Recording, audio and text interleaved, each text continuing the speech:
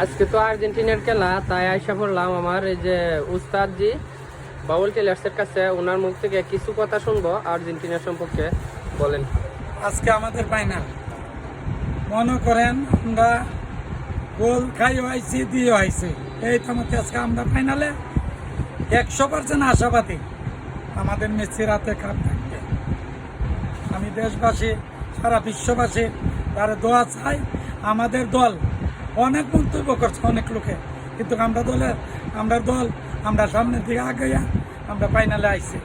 এখানে আমরা সবার দ্বারা দোয়া কামনা করি, ব্রাজিলের দ্বারা দোয়া কামনা করি যাতে মেসির হাতে কাপটা পড়ে। হ্যাঁ, যদি মেসির হাতে কাপটা পড়ে আগামীকাল আমাদের সারা বিশ্বে একটা আনন্দ উল্লাস হবে, এই বলিয়া আমি সমাপ্ত দিলাম। ধন্যবাদ আপনাকে। আর আমরা সবাই জানি বাউল টেলার্সের দোকানে আর্জেন্টিনার অনেক জার্সিগুলো বিক্রি হয়েছে। তো ইতিমধ্যে যারা জার্সি নেন নাই এখনো আসবেন, আসে জার্সি নিতে পারবেন।